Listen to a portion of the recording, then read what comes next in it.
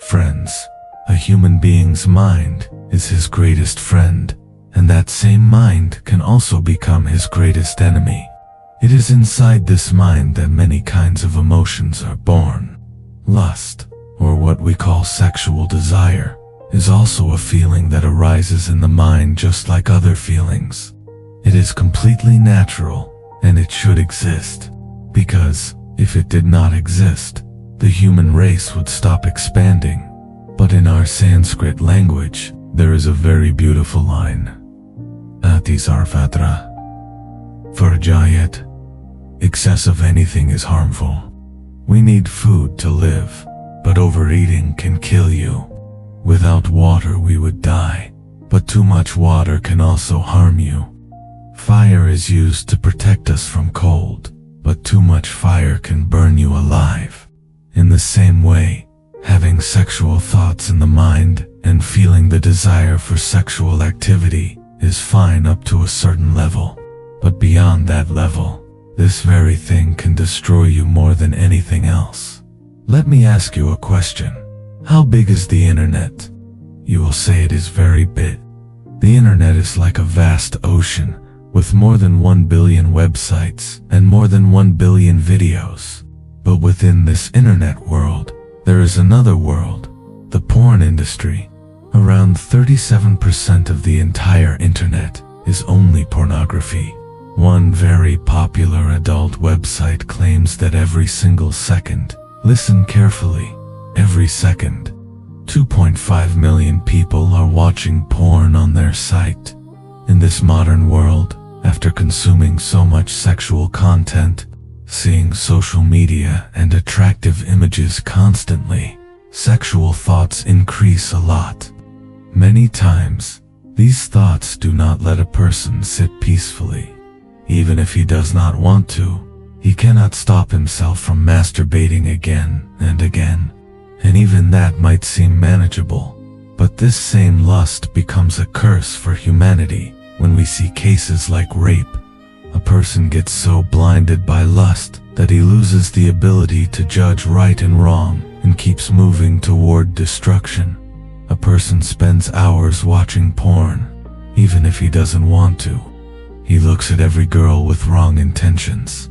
His mind is filled only with such thoughts, and they keep disturbing him. Before we see what Lord Krishna says about this in the Bhagavad Gita, let me tell you a powerful story. Once, a young man asked Gautam Buddha, "Buddha, why do such dirty thoughts keep coming into my mind? I do not want these thoughts, but still my mind remains filled with lustful ideas. I am tired of thinking about them. My energy and time are wasted in this. I cannot remain peaceful, and whenever I see women, I get attracted. I cannot control myself." Hearing this, Buddha smiled and asked, "Do you know what lust is?" The young man replied, "No, I don't know what lust really is, but whatever it is, it feels very bad." Buddha said, "First understand this. Anything that exists naturally within us is never bad. It has some purpose in life. Desire is not bad. It is simply a feeling in the mind that makes us aware of a lack. When we feel a lack of something, we get attracted toward it to fulfill that lack. If you lack money, you develop the desire to earn money. So desire is nothing but a sense of incompleteness. And when this need is physical, we call it sexual desire." The young man asked, "But where does this lust come from?" Buddha said, "It does not come from anywhere. It already exists within us, and it is necessary. Without it, humanity would not continue." The young man then asked, "If it is natural and necessary, why do people call it wrong?" Buddha replied, "That is the problem. People misunderstand it. Lust is not wrong. Misusing lust is wrong. Animals also have sexual desire, but they use it only for reproduction, not for pleasure. Humans, however, use everything in nature for pleasure.